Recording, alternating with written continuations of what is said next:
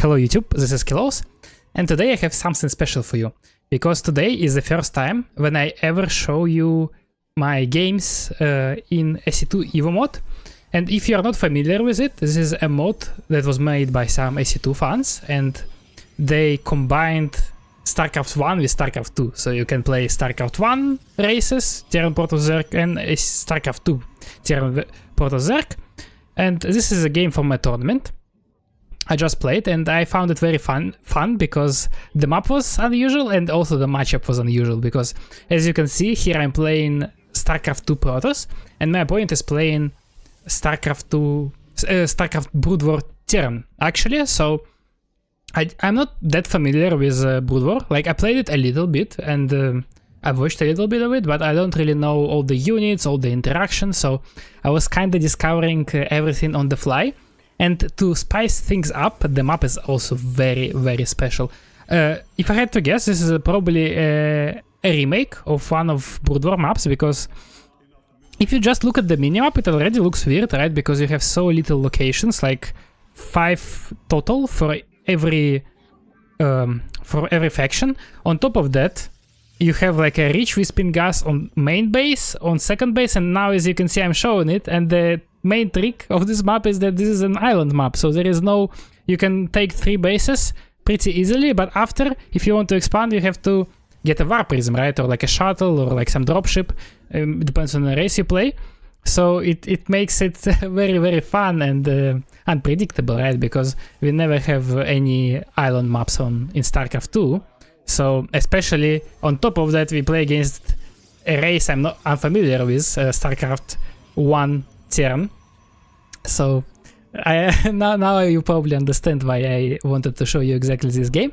So my opening is somewhat standard, although I had to kinda go on the fly with my build order, because yeah, as you can see, the Rich Wisping Gazer is on my main base, it's on my second base, on the third base there is no Rich Wisping Gazer, but still. So I had to change my build order a little bit. I had so much gas, so I decided to go for a sentry. I think in general it's not a bad call, because otherwise it's very hard to scout, right? Because you can't send this adept across the map.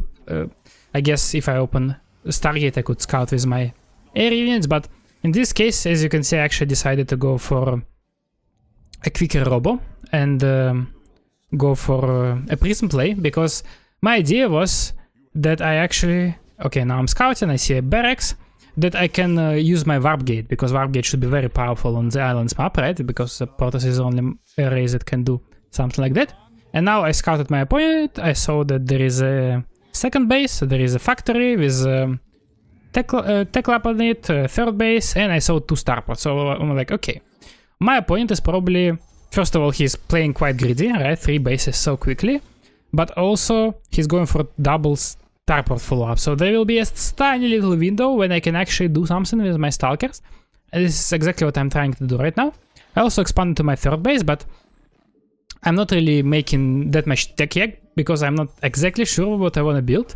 Like, to be honest, at this point, I don't even know what units my opponent might have in his starport, right? Because, yeah, like, I really had no idea. So now I just come with my stalker. As you can see, it actually makes sense to harass with only 3 stalkers against Brood War Terran, because I believe SCVs has 60 hit points, so you need maybe like 5 shots, I'm not exactly sure. And yeah, so it doesn't make sense to make 4, because 3 and 4 will need 2 shots anyway. So here I see 2 tanks, and I don't know if you noticed or not, but I saw 2 Wraith, and I was like, okay, Wraith is like a unit, the flying unit for Brood War Terran that can attack both air and ground, and I believe it also has an invisibility. So now I'm like, okay, I will go for my Stargates, and I will go for Phoenixes, because Phoenixes are very mobile, they're very fast, they can intercept quick air units, and this is exactly what I need in this situation. I also went for Forge, because of, as I mentioned, they have invisibility, so I don't want to die to Wraith harass at this point. So I go for battery, I go for Phoenixes, and I go for a cannon in my mineral lines, just to make sure I have detection. And I also use my newly built prism, because the previous prism I unfortunately lost to his Wraith. I use it to expand on the 4th location, because at this point I feel like he can't really achieve too much with his Wraith, right? Because I still have a very healthy anti-air, right? I can warp 3 Stalkers on my prism.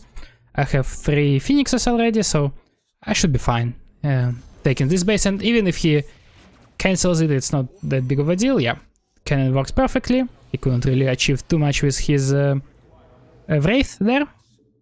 So for now I just don't really wanna show my Phoenixes just yet, because yeah, I pretty much wanna catch him off surprise. Plus I don't really have a good way of detection just yet, and as you can see, it's quite annoying. Like, now I didn't have Observer and I just lost my Phoenix to this Wraith harass, but it's okay. I have a prism, so I will use it as a harassment tool. I understand this is quite hard on this map to defend against drops, because the main, like, I don't know if you can tell it from the minimap, but the main is so huge. And on the, like, if you look at his main base, there is, on the left side, there is like a, I don't know how to call it, like a tiny piece of terrain that you can't really cover, and it's just like, it's just there, you know. So it's always possible to use this as an offensive mechanic. So now I got my ops for Phoenix, but I have to be a little bit slower, right? Because I can't really have observer speed just yet. Yeah, I didn't build my Robo Bay that I really need for that. So I decided to stay back, because once again I don't want to be too dead against this Wraith, and this was so unfortunate. I just recalled my probes, and at this exact moment when my cannons weren't finished, as you can see, it was so close to finishing, he got in with his Wraith. But thankfully enough, Phoenixes are fast. He saw my Phoenix, he was like, okay, I can't probably do anything. At the same time there was a 3-0 harass, so it was also distracting my opponent, and he wasn't capable of getting too much done with his units. And at this point I was like, wait, I don't know if you noticed, but Phoenixes are really not good against Wraith, because what I didn't realize until now is that Wraith is actually mechanical armored, it's not light, and because of that, Phoenixes are actually not that great. I'm not exactly sure what kind of bonus Wraith has, but when I just saw a couple of fights, I was like, okay, I probably won't have too good of a time fighting with Mass Phoenix against Mass Wraith. So at this point, I'm like, okay, I need to transition. So I get Fleet Beacon to get my upgrade for Phoenixes, right? Because after all, if I have Phoenix range, these units didn't seem that mobile, then I can actually, yeah. Like, look at these fights. They're not. It doesn't look that great. So I'm trying to get some kind of trades and defend my bases, because now I understand that my opponent is still stuck on 3 bases, and I'm on 4, so it should be good. I go for Phoenix range just to be able to kite my opponent's Phoenixes, and I also try to expand on my 5th base with this prism, with a probe inside. I also built some additional observers on the map, so I pretty much want to control if my opponent is first of all expanding, and second of all if he's trying to rotate his Wraith across the map. So now I saw that he's trying to expand on the 4th base, and as you could see, I also transitioned into Void Race actually, because I'm not sure if it was a good call, because Void Ray in general is not a great unit, but it was the only unit that I was thinking of that could give a good fight against a flying mechanical unit, and especially since what is bad for Void Rays is obviously any kind of splash damage, and obviously there is no, like, I don't think Brood War Terran has any kind of splash damage. At least I thought so. So I went for Voids. Another good harassment with my War Prism. My opponent has a very hard time establishing this 4th base. Meanwhile, I'm on 5 bases. So here I decided to just get more bases, so I can once again give a good fight to this Wraith. I keep harassing this base. I have observer on the top right side, once again, to make sure that my opponent is not getting his bases for free. Another ops in the middle of the map. So this ops is purely built for establishing some map control against Wraith, right? Because what is actually scary if my opponent manages to get a good angle on my base while my Phoenixes or Void Rays are on another part of the map. So this is exactly the purpose of this Void Ray. I see that Wraith are on the left side of the map, so I decided to get some Zealot harass going on the right side. At the same time, this was a bit unfortunate. I'm not sure why I microed this way, but here I decided to try to kite this Wraith a little bit, but to be honest, it's not that easy. First of all, because they actually have a decent enough range, and second, that I was not thinking of is that they can actually snipe observer. Now, looking at it, it would probably be a very good call to just go for an Oracle and just keep kiting the Wraith with the Phoenixes. But yeah, in the game I didn't really think of it. Like you should excuse me. It's definitely not an example game on how to play island maps against Broodwar Terran with StarCraft 2 Protoss. But as I say, I think this game is just very fun in terms of how I was discovering new opportunities and how my opponent was countering what I was discovering and back and forth. So, so yeah, we go for another harassment with this Zealot. As you can see, my opponent was actually trying to expand to his on his 5th base with his, I believe the CC dropped 8 SCVs, but my Phoenixes were there, so yeah, I managed to leave these SCVs. Phoenixes are fighting the CC right now. I also saw that Wraith went back to the main base to defend against Prism, so I used my Void Rays to attack this undefended 4th base. Another bunch of gateways. I get the Mothership, because Mothership was my next evolution against. Okay, yeah, and here, as you can see, the disaster happened. I wasn't looking at my army for a little bit, and I had no observer, and Wraith just came and just killed everything, exactly, just every single unit. So I was like, okay, I guess Void Rays were the best solution. And on top of that, I believe Broodwar Terran has a unit called Valkyrie. I'm not exactly sure, but I think it kinda does a similar damage like a Liberator. So it has like a splash damage like this. So it's very good against these units that can bunch a lot, stuck into like one big stack. So here I built a second prism, and as you can see, I found a couple of cool locations on this map. Like I can hide some units there, leave them for a little bit, and at the same time use my prism on the second front. This is by the way, this is a ledge I was talking earlier about, that you can locate your prism on, and it's very hard for your opponent to find. So I used 2 prisms to harass. Now I feel quite good, because I think I should be fine as long as I'm not letting my opponent expand and I'm getting some kind of trade. So I'm trying to be as annoying as possible. Of course, it's a little bit hard to be efficient with this kind of armies, because I can't really have a sustainable anti-air if I go for like a warping. So most of the times it's just gonna be like some zealots that just gonna trade out and die. So that's one thing.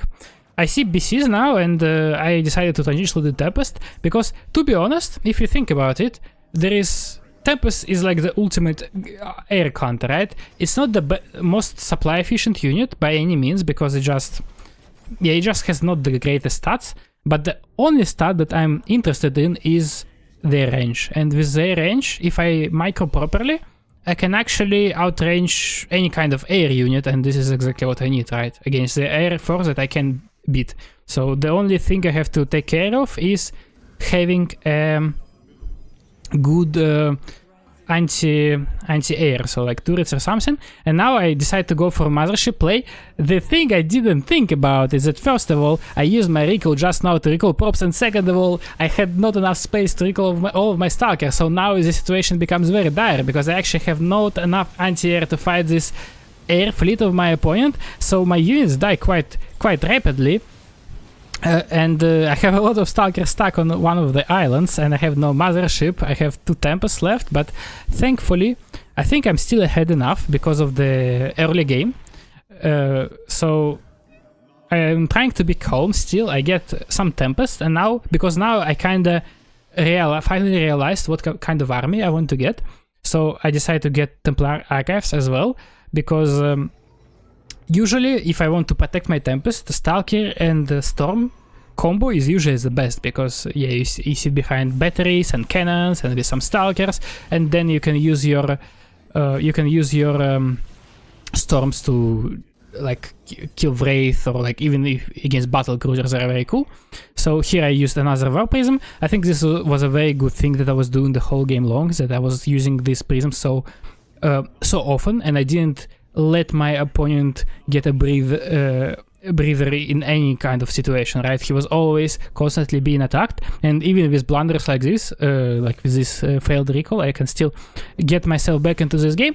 Now I started mining out my main base, and actually there is not much expansions I could get. I guess I could try to steal one of his bases, but first of all, it's still a long way to go, because I need to max out, I need to get my mothership, and second, I still have many bases that are kind of mining out at the same time, so I will have some time. I keep harassing with these zealots. As you can see, it's very hard to get a sustainable defenses on this map, because there is just so many different places you can find angle at. Also, another thing that is important, Brood War Battlecruiser doesn't have teleport, right? So it's very hard to, because in StarCraft 2, like if Terran would be in the same situation, it would be very easy to just TP Battlecruiser on top of zealots and kill them, right? But here you actually have to have units in positions or turrets, so this is exactly the weakness of Brood War Terran I try to use. I got my healthy Tempest Scout, I got Observer, I get my Oracle, and now I'm trying to slowly get some cheap damage going. A little bit unfortunate micro is my Oracle, I believe I just forgot using it, so it died to Animata. But now I feel confident enough, because I got a good revelation on his battlecruiser fleet.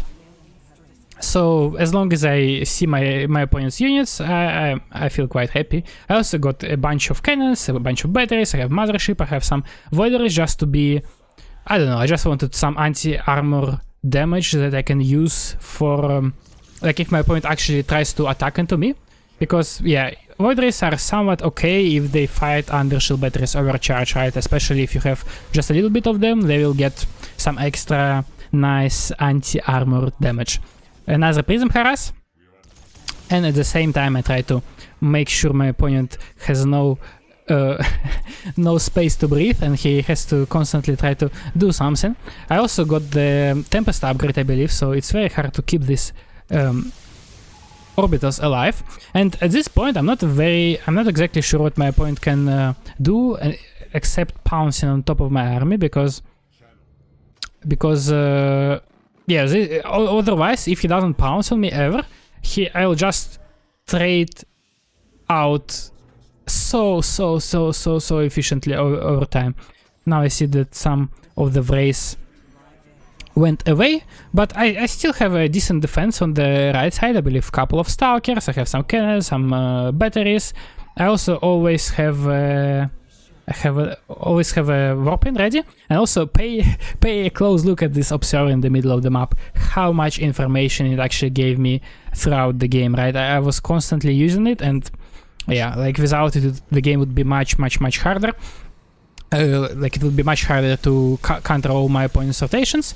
I keep making upgrades, this base goes down, and at this point I feel like I'm winning quite hard, but I still shouldn't feel too confident just yet, because I think in a straight up engagement my opponent's army is actually so powerful, because yeah, like my army is just not that efficient, so I have to make sure my opponent doesn't mine out 5 bases as well, and doesn't get even stronger armies than me. So this is exactly what I'm trying to do. Another recall play. I see that Wraiths are coming here, also battlecruisers are coming on this Observer, so I keep being annoyed with my Tempest. I also saw this how do you call it, spirit vessel, I believe. I was like, okay, so apparently Terran actually has an EMP. So because for some reason I thought there is no EMP, because obviously Ghost is different and you don't really play bio against Protoss as Brood War Terran. So I was like, okay, I guess they have no EMP, but actually they do have EMP, but it's just on a science vessel. I guess probably Storm is still, like, High Templar from StarCraft 2 is still better, just because you have feedback, right? So you can just feedback this science vessel, but it's good to know. I see that my opponent is trying to attack my main base, which is a good call, right? Because now he lost last bits of his economy, and the only chance for him is to kill my base, kill my Stargates, so I can't reproduce anything, but I have a battery, I activate battery overcharge, I have a huge warping, some of High Templars come as well, I have Storm, I storm my opponent's Wraith, and the game is over. As you can see, trades were actually quite good for him, and just like that, we win this game. I hope it was fun. Let me know what you think of the mod. See you next time. Bye bye.